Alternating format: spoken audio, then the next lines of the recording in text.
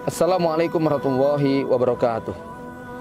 Innal hamdalillahi wassalatu wassalamu ala Rasulillah wa ala alihi wa man walah, amma ba'du. Kaum muslimin rahimakumullah, Rasulullah sallallahu alaihi wasallam bersabda, "Innamad dunya li arba'atin nafar. Abdin razaqahu Allahu malan wa ilman, fahuwa yattaqi fihi rabbahu wa yasilu fihi rahimahu wa ya'lamu lillahi fi haqqan. Fahada bi afdalil manazil." Dari Abu Kafsyah Al-Anmari, Rasulullah SAW bersabda, dunia itu milik 4 orang saja. Yang pertama adalah seorang hamba yang diberi Allah karunia ilmu dan karunia harta. Dengan hartanya, dengan ilmunya dia bertakwa kepada Allah, dan dengan hartanya dia gunakan silaturahim, dan dia pun paham hak-hak Allah Subhanahu wa taala pada hartanya. Fahada bi afdalil manazil. Maka hamba yang seperti ini kedudukannya adalah yang paling tinggi di sisi Allah Subhanahu wa taala. Yang kedua, abdin razaqahu Allahu ilman wa lam yarzuqhu malan. Seorang hamba yang diberi ilmu agama tetapi dia tidak diberi harta. Namun niatnya jujur, fahuwa shadiqun niyah. Dia jujur niatnya kepada Allah Subhanahu wa taala. Dia berkata, seandainya aku diberi harta sebagaimana hamba yang fulan itu, niscaya aku akan berbuat sebagaimana yang dia lakukan. Maka dengan kejujuran niatnya tadi, dia mendapatkan pahala dengan hamba yang pertama. Yang ketiga adalah abdin razaqahu Allahu malan wa lam yarzuqhu ilman. Seorang hamba yang diberi harta yang berlimpah, tapi dia tidak diberi pemahaman agama. Dia serampangan mencari hartanya, yahbitu fihi malihi. Dia serampangan dalam mencari hartanya, tidak bertakwa kepada Allah, tidak ngerti hak-hak hartanya ada pada sisi Allah Subhanahu wa taala, ya. Dia pun tidak menjadikannya sebagai sarana silaturahim. Maka hamba yang seperti ini, kata Rasulullah, adalah bi ahbasil manazil. Kedudukannya sangat-sangat hina sekali. Kemudian yang keempat adalah seorang hamba lam yarzuqhu Allahu malan wala ilman. Seorang hamba yang tidak diberi harta, dia tidak paham agama, ya. Tetapi sayangnya hamba ini mimpinya, cita-citanya kepengin seperti yang nomor 3. Dia penginnya kalau punya harta akan berbuat sebagaimana yang kelompok ketiga.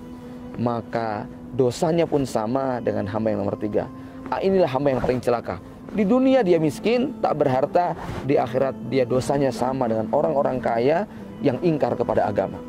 Kaum muslimin rahimakumullah, keempat hamba ini tentu saja kita berharap kepada Allah Subhanahu wa taala agar diberikan karunia kalau bisa mendapatkan hamba yang pertama. Seandainya tidak, maka jadilah hamba yang kedua. Berbeda sekali antara seorang mukmin dengan orang kafir. Perbedaannya bukan terletak pada hartanya, tetapi perbedaannya terletak pada seberapa dia memahami perintah Allah Subhanahu wa taala. Maka di dalam memandang dunia antara mukmin dan kafir pun sangat berbeda. Al-Qur'an menggambarkan bahwa dunia dalam pandangan orang kafir seperti bunga-bunga yang indah, bunga yang merekah, yang harum baunya, yang cantik indah warnanya, yang kalau ada anak kecil di sampingnya, maka si kafir ini anak kecil ini tidak sabar untuk segera memetik, sebagaimana orang kafir tidak sabar untuk segera mengambil dunia. Tetapi kita lihat, begitu bunga tadi dipetik, maka yang terjadi adalah bahwa bunga yang tadinya cantik, segar, harum baunya, tiba-tiba kemudian hilang baunya, layu, mengering, dan hilang ditiup angin. Begitulah dunia yang dicari oleh orang kafir.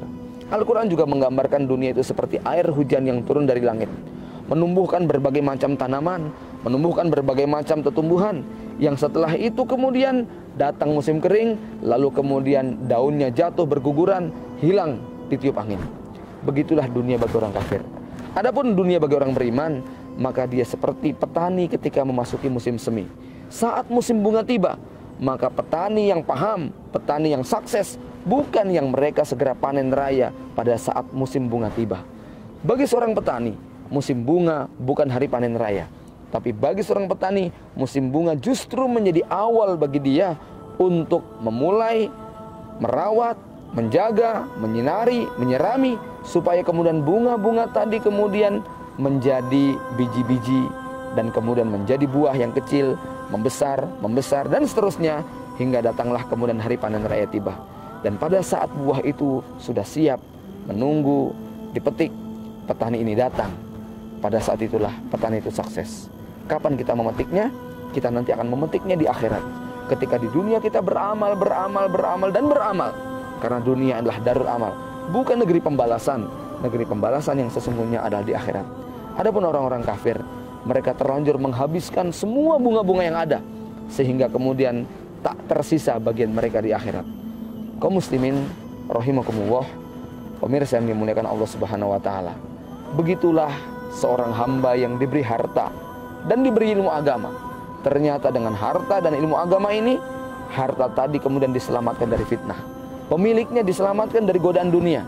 Ilmu agamanya menjaga, membimbing, melindungi dia. Hal yang tidak terjadi pada orang kafir. Kemudian hamba yang kedua yang menarik adalah bahwa dia miskin secara harta, tetapi Allah mengkaruniakan dia pemahaman yang agama. Niatnya jujur, tulus, ikhlas, mendoakan kaum muslimin. Maka hamba yang seperti ini, walaupun dia tidak bisa infak sebagaimana si kaya, walaupun dia tidak bisa berzakat sebagaimana si kaya, tetapi ketulusan dan kejujuran niatnya itu yang membuat dia berpahala sama. Adapun hamba yang nomor 4, inilah hamba yang celaka. Dia berdoa pengen seperti nomor 3. Pengen hiburan, pengen jalan-jalan ke luar negeri, pengen makan enak, pengen berbuat sebagaimana tokoh-tokoh, artis, selebritis yang menjadi kekaguman dia. Tetapi dunia tidak berpihak kepada dia. Yang terjadi adalah karena niatnya seperti itu, di akhirat kelak dia akan mendapatkan dosa sebagaimana dosa kelompok 3. Kelompok yang Allah beri karunia harta berlimpah ruah, tetapi nol pemahaman agamanya, sehingga dia serampangan dalam mencarinya, serampangan dalam mendistribusikannya, tidak mengetahui hak-hak Allah pada hartanya, yang pada akhirnya dia akan merasakan hisab yang sangat berat dari harta yang dia miliki.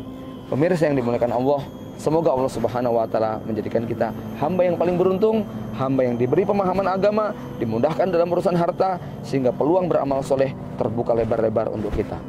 Demikian yang dapat kami sampaikan. Assalamualaikum warahmatullahi wabarakatuh.